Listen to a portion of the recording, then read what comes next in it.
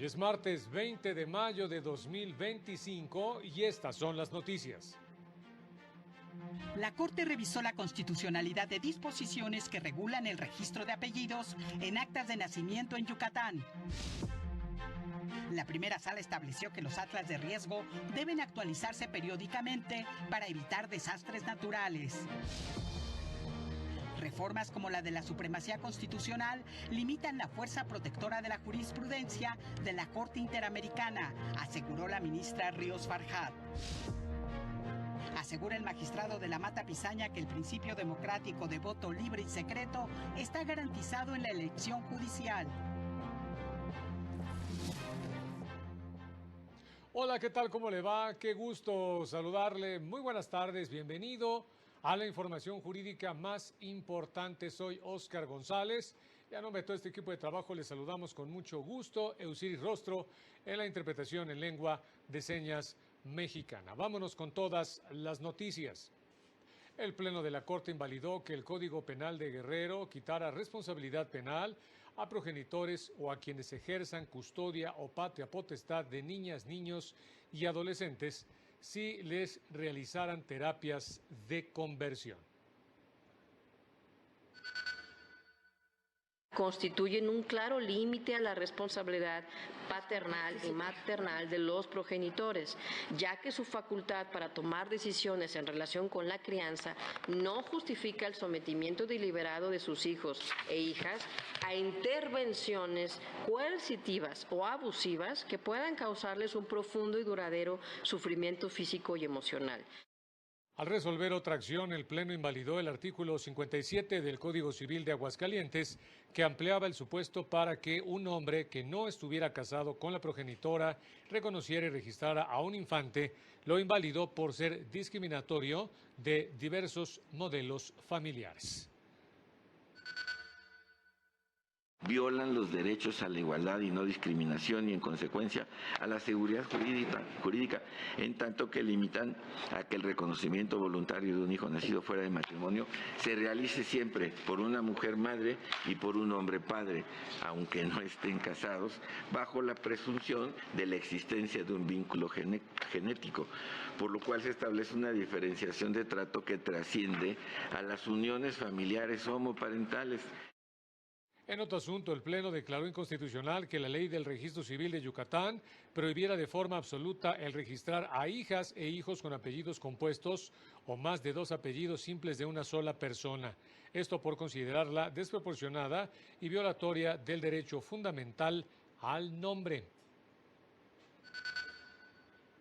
La Suprema Corte publicó la sentencia del Pleno, esto en la controversia constitucional 52/2024, en la que invalidó el artículo 16, fracción 12ª y 13ª de la Ley de Ingresos del municipio de Escobedo, Coahuila, para el ejercicio fiscal 2024. Disposición que preveía el cobro de un derecho de 58,374 pesos por la expedición de permisos de construcción y remodelación de pozos para la extracción de cualquier hidrocarburo. De acuerdo con precedentes, el Pleno determinó su invalidez, ya que invadía la competencia de la Federación prevista en el artículo 73, fracciones 10ª y 24ª, numeral 2 de la Constitución Federal, para legislar en materia de explotación de todos los minerales y sustancias que se encuentren en mantos, vetas o yacimientos entre los hidrocarburos, precisamente entre ellos. Si bien aclara que la disposición no preveía directamente el cobro por el otorgamiento de autorizaciones para la explotación de hidrocarburos, sí lo establecía para la expedición de licencias para la construcción y remodelación de pozos de extracción de hidrocarburos, lo que se relaciona directamente con las actividades de exploración, extracción y producción de hidrocarburos previstas en la ley en la materia.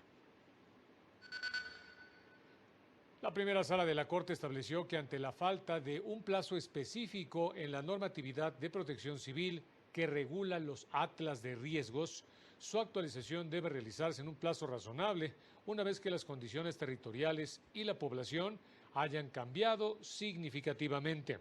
Ello con la finalidad de reducir la incertidumbre sobre la información en relación con los peligros y las amenazas de desastres naturales o provocados por los seres humanos, además de fortalecer la capacidad de respuesta y mejorar la eficacia operativa del sistema de protección civil, lo que permite una ubicación más precisa de la población y las zonas vulnerables, una planificación más eficaz y una toma de decisiones, se indica, más certera y oportuna ante situaciones de emergencia. Precisó que los atlas de riesgo tienen una función eminentemente preventiva, por lo que deben incluir información actualizada, incluso en tiempo real, tomando en cuenta que los peligros y amenazas cambian constantemente por factores humanos y naturales, entre los que se encuentran el cambio climático. La falta de actualización impide atender la naturaleza dinámica del riesgo, lo que a su vez impide también a las autoridades y a la población conocer el territorio, incluidos los peligros, las condiciones que les colocan en vulnerabilidad y las medidas necesarias para poder mitigar los desastres. Veamos ahora la información más reciente de la segunda sala de la Suprema Corte. La segunda sala de la Corte determinó que la interpretación conforme al artículo 142, fracción sexta de la Ley del Instituto de Seguridad Social de las Fuerzas Armadas, lleva a sostener que el derecho al más alto nivel posible de salud comprende garantizar a las personas la continuidad de los servicios médicos que recibían previo a su desincorporación del mencionado instituto, sobre todo en los casos en que su estado de salud por enfermedad y o discapacidad así lo requiera. Esto hasta que otra institución del Sistema Nacional de Salud les brinde la atención especializada y de calidad que les venía otorgando el Instituto de Seguridad Social de las Fuerzas Armadas, siempre que el afectado realice las gestiones necesarias. La sala explicó que esto es con el fin de respetar el derecho a la salud en su vertiente de continuidad, en el acceso a un servicio médico integral y en el tratamiento de una enfermedad y o discapacidad conforme a lo establecido en el artículo 4 constitucional. Precisó que la continuidad del servicio médico gratuito debe entenderse que forma parte del concepto del más alto nivel posible de salud, pues este derecho comprende la atención de salud oportuna y apropiada conforme a los principios de disponibilidad, accesibilidad, aceptabilidad y calidad, de lo que deriva la obligación de no interrumpir la prestación del servicio de salud, particularmente en situaciones en que el estado de salud de una persona depende de un tratamiento o cuidado especial. Para el canal del Poder Judicial de la Federación, Lilian Moreno. En el marco de la ceremonia en la que la Suprema Corte y el Colegio de Jóvenes Estudiantes de Derecho y nuevos profesionistas del máximo tribunal reconocieron al ex juez interamericano Eduardo Ferrer McGregor, la ministra Ana Margarita Ríos Farjat indicó que los juzgadores deben ser capaces y comprometidos con impartir justicia, pero además deben difundir la labor que realizan los tribunales para generar mejores condiciones de vida a partir de la protección de los derechos humanos. Precisó que el país entra a una nueva etapa del Poder Judicial en la que el mérito y la independencia judicial no tendrán un rol destacado como lo tuvieron en la carrera judicial, por lo que es importante que las nuevas generaciones tengan referentes como el ex juez Ferrer McGregor Poisot. Indicó que reformas como la de la supremacía constitucional limitan la fuerza protectora de la jurisprudencia de la Corte Interamericana de Derechos Humanos, afectando a las víctimas. Desafortunadamente, reformas como la mal llamada de supremacía constitucional, el no atender los mandatos del Tribunal Interamericano para realizar las reformas que son necesarias para que nuestro sistema jurídico sea armónico con el interamericano, tienden a limitar la fuerza protectora de la jurisprudencia de la Corte Interamericana en el ámbito nacional y colocan al Estado mexicano en una situación de constante tensión con el sistema interamericano, haciendo incómoda su pertenencia a este. Por su parte, el ex juez Eduardo Ferrer McGregor reconoció que no son tiempos fáciles para los derechos humanos ni para las democracias que se ven en riesgo por la inseguridad, la corrupción y la impunidad. Adelantó que en breve la Corte Interamericana emitirá criterios relevantes en materia de protección al medio ambiente y en torno a la democracia. Y si es así, ¿cuál sería su contenido de este nuevo derecho a la democracia? ¿Cómo interpretar el artículo 1 de la Carta Democrática Interamericana que establece: los pueblos de las Américas tienen derecho a la democracia y los gobiernos a respetarlo y promoverlo.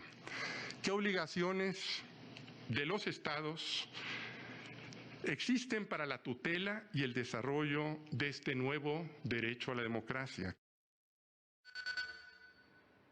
Los pueblos y comunidades indígenas tienen derecho a preservar y emplear sus lenguas, por lo que el Estado debe implementar acciones positivas como la traducción y difusión sobre la base de igualdad y no discriminación. Así lo destacó la Unidad General de Conocimiento Científico y Derechos Humanos de la Suprema Corte. Al resolver el amparo en revisión 192/2016, la primera sala estableció la necesidad de que el gobierno federal realice las gestiones necesarias para que los pueblos indígenas se inserten plenamente en el Estado mexicano, garantizando que sean sujetos de su propio desarrollo y tengan plena participación en las decisiones del país. Este recurso fue promovido por diversas personas de la comunidad mije de Santa María Puxmecatán, esto en Oaxaca, quienes reclamaron la omisión de las autoridades de traducir y difundir la exposición de motivos de la reforma constitucional indígena y el decreto de reforma a su lengua mije. La Corte resolvió que esto vulnera sus derechos porque impide que conozcan la reforma y, en consecuencia, que ejerzan los derechos previstos en esta. La protección de las lenguas indígenas, subrayó, implica el respeto a la pluriculturalidad y la comprensión de la diversidad cultural de cada persona, así como su reconocimiento como titulares de derechos. Vámonos rápidamente a unos mensajes, regresamos con más.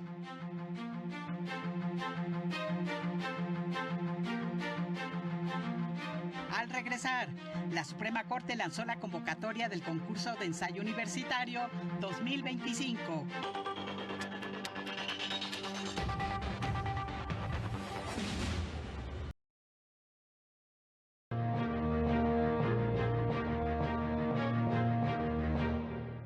30 grados la temperatura, son las 3 de la tarde con 12 minutos. Vámonos con mi compañero Juan Carlos González, quien se encuentra en la sede alterna de Revolución, en donde se llevó a cabo una conferencia sobre justicia penal con perspectiva de género. Adelante, Juan Carlos, buenas tardes.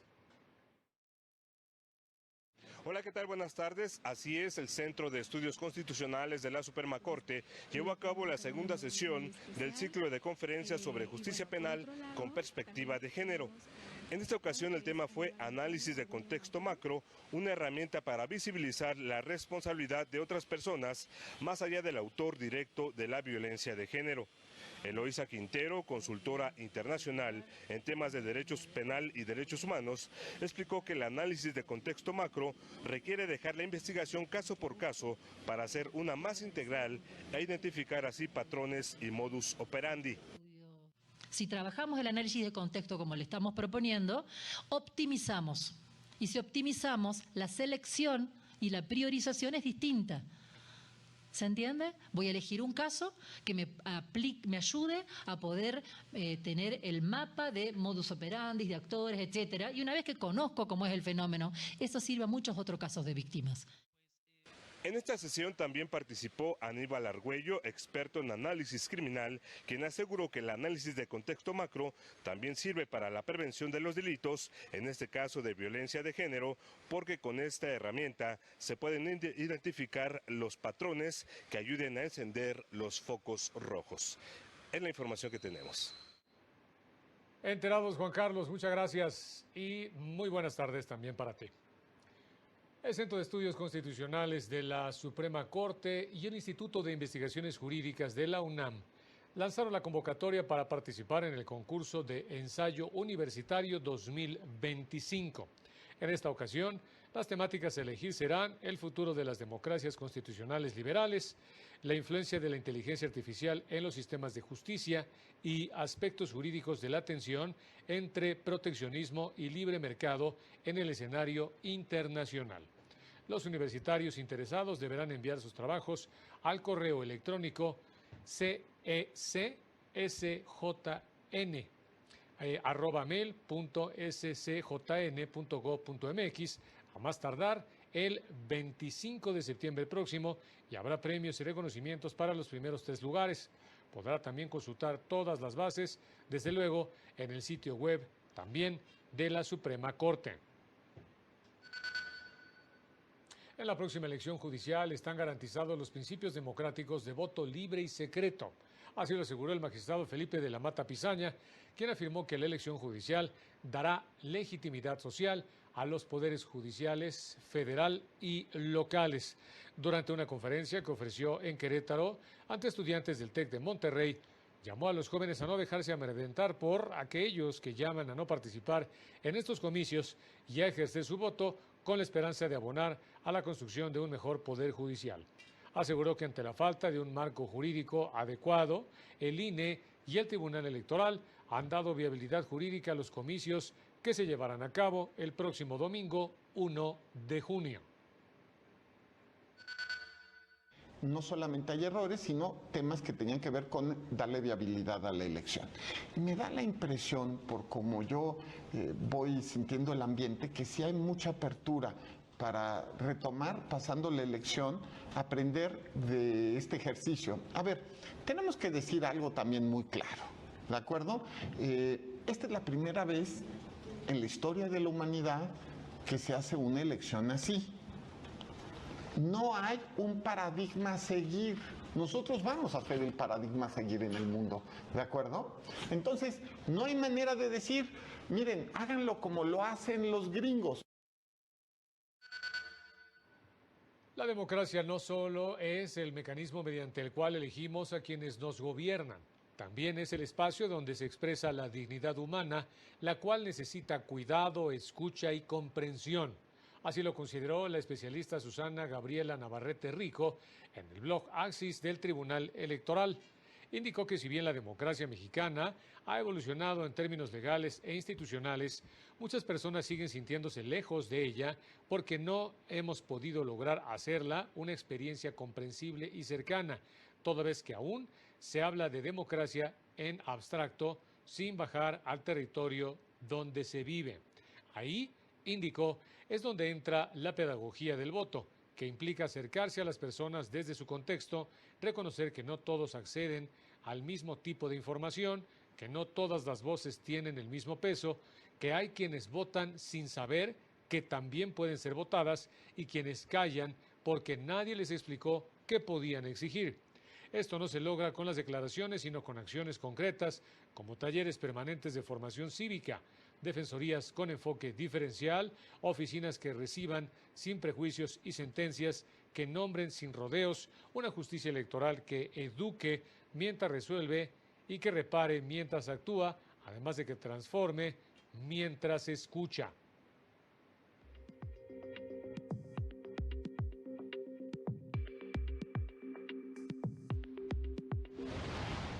En comisiones, el Congreso de Baja California aprobó la ampliación presupuestal solicitada por el Poder Judicial del Estado para la creación de nuevos tribunales laborales, así como el fortalecimiento y mejora de los existentes mediante la utilización de remanentes obtenidos en ejercicios fiscales anteriores. El Poder Judicial de Chiapas impartió a servidores públicos el curso de sensibilización a la inclusión laboral de personas con discapacidad, con el objetivo de que pudieran experimentar el entorno en el que viven y así construir una cultura de la inclusión. El Consejo de la Judicatura del Estado de México aprobó 3 acuerdos, uno para dar cumplimiento al mandato de la reforma judicial y 2 más relacionados con el objetivo de consolidar al Poder Judicial local como institución de vanguardia en la impartición y administración de justicia.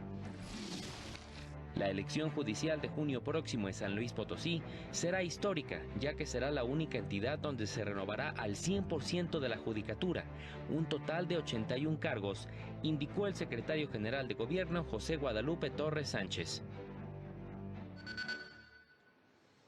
La Escuela Federal de Formación Judicial invita a participar en el curso especializado Estudios del Discurso aplicados a la práctica judicial sobre la violencia de género dirigido a personas titulares y secretarias del Poder Judicial de la Federación, cuyo objetivo es introducir a profesionales del ámbito judicial en los métodos y enfoques de los estudios del discurso aplicados a la comprensión y mejora de las prácticas judiciales relacionadas con este tema de violencia de género. El curso busca fomentar una reflexión crítica sobre los supuestos que atraviesan y construyen el discurso jurídico, visibilizar las desigualdades estructurales y promover intervenciones interdisciplinares sensibles al contexto y con enfoque de género. También podrá encontrar la información e inscribirse en el sitio web de la Escuela Judicial. Y se presentó la edición 79 del Código Civil para la Ciudad de México. Como una aportación académica y práctica para estudiantes, docentes, juristas y legisladores, la Facultad de Derecho de la UNAM presentó la edición 79 del Código Civil para la Ciudad de México. Se trata, en efecto, de una edición que da cuenta del tránsito de un derecho civil tradicional a uno que, sin abdicar de sus principios fundacionales, responde a nuevas formas de vida, convivencia y acceso a la justicia en este siglo XXI. Una obra revisada y acotada por Julián Huitrón, la cual constituye un instrumento jurídico actualizado y enriquecido con información que facilita su comprensión y aplicación en el contexto contemporáneo del derecho civil mexicano. Yo les voy a hablar de algo que es una revolución jurídica, obligatoria. Y la primera pregunta es, todo el mundo habla del Código Nacional de Procedimientos Civiles y Familiares. El libro no solo mantiene el estilo técnico y jurídico para su estudio, sino también incorpora una mirada pedagógica que la convierte en una herramienta accesible y útil para quienes se inician en el estudio del derecho. Un llamado a la reflexión sobre el papel del derecho en la construcción de la sociedad más justa, incluyente y solidaria. Las reformas incorporadas en esta edición responden a los desafíos de nuestro tiempo. Para el canal del Poder Judicial de la Federación, Rosy García. Vámonos rápidamente a una pausa y regresamos.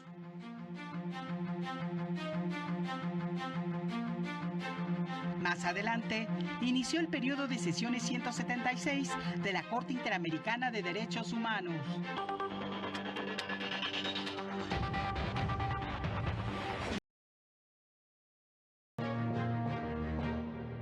Efectivamente, estamos de regreso. Vámonos con más noticias. La Corte Interamericana de Derechos Humanos inauguró su 176 periodo ordinario de sesiones, esto en Guatemala. Su presidenta, la jueza Nancy Hernández López, destacó la importancia de estos espacios de diálogo como parte del fortalecimiento democrático y para consolidar una cultura de derechos humanos en la región. La libertad no se decreta, se construye. Y solo se construye donde el poder se somete al derecho, donde se respeta la dignidad humana y donde los principios de la democracia se encarnan en políticas públicas, en instituciones fuertes e independientes y en una ciudadanía crítica e informada. Por su parte, el presidente de Guatemala, Bernardo Arévalo, hizo un llamado a los países de la región a acatar las resoluciones del Tribunal Regional, instancia que dijo no representa una injerencia sino una expresión legítima de la voluntad democrática de las naciones del bloque. Durante esta semana, la Corte Interamericana celebrará 3 audiencias públicas de casos contenciosos y 5 audiencias privadas de supervisión de cumplimiento de sentencias. Y después de más de 10 años de haberse creado el Sistema Nacional de Atención a Víctimas, el Centro Pro Derechos Humanos aseguró que dicho sistema refleja el abandono del Estado mexicano a las víctimas. La organización dio a conocer el informe De la Esperanza a la Decepción, una década del Sistema de Atención a Víctimas, mismo que difunde este 20 de mayo, porque fue en esa fecha, pero de 2015, cuando se llevó a cabo la primera y última sesión del Pleno del Sistema, lo que refleja, indicó, su abandono por parte de 3 presidentes. El informe revela que las instituciones creadas para atender las necesidades de las víctimas han sido incapaces de garantizar la atención digna y falta de voluntad política de las autoridades para cumplir con lo previsto en la ley en la materia. Señala además que los estados registran un rezago relevante en el cumplimiento de sus obligaciones y han negado su apoyo a las comisiones locales. Asimismo, indica que otro de los obstáculos para el adecuado funcionamiento del Sistema Nacional de Atención a Víctimas es el golpe presupuestal que implicó para la Comisión Ejecutiva la pérdida del Fondo de Ayuda, Asistencia y Reparación Integral, lo que resta legitimidad a un sistema que costó esfuerzos construir a las víctimas y a la sociedad civil. El Centro Pro Derechos Humanos estima que es imperativo revisar o modificar el sistema, dada la situación de violencia que se vive en el país, ya que el número de víctimas continúa aumentando y con ello la demanda de servicios de las comisiones de atención a víctimas. Aseguran que difícilmente avanzará en la Cámara de Representantes la iniciativa para gravar con 5% el envío de remesas. La revisión del TEMEC podría convertirse en renegociación, pues temas como la certeza jurídica y la estabilidad institucional en México se vieron comprometidos con la reforma judicial y la eliminación de organismos autónomos, advirtió Larry Rubin, presidente de la American Society of Mexico. Particularmente de preocupación es quién apoya a qué candidato, y esto hace que los candidatos entonces les sea muy complicado ser imparciales ante la ley. Particularmente si un candidato es apoyado por un cierto sector, por una cierta empresa, por un cierto partido político, pues evidentemente le deberá la posición a esa empresa, a ese grupo de personas que lo apoyaron, a ese partido político. Entonces, la impartición de justicia ya no es totalmente equitativa. En conferencia de prensa, hizo un llamado al Poder Legislativo a asumir compromisos principalmente en materia de propiedad intelectual. Teniendo todavía estos puntos álgidos sobre la mesa, pues no hacen que la conversación entre México y Estados Unidos sea tan dinámica como quisiéramos. Por eso hacemos un llamado al Congreso de México de que resuelva estos temas y estos compromisos a los que México adquirió. Sobre la iniciativa para gravar con 5% el envío de remesas de Estados Unidos a México, aseguró que difícilmente avanzará en la Cámara de Representantes y mucho menos al Pleno. Asimismo, se congratuló de la llegada del embajador Ronald Johnson a México. Para el canal del Poder Judicial de la Federación, Lorena Sánchez Cabrera. Y ya nos vamos, como siempre, muchas gracias por haber estado con nosotros. Manténgase pendiente de esta señal. Soy Oscar González y nos vemos en la próxima.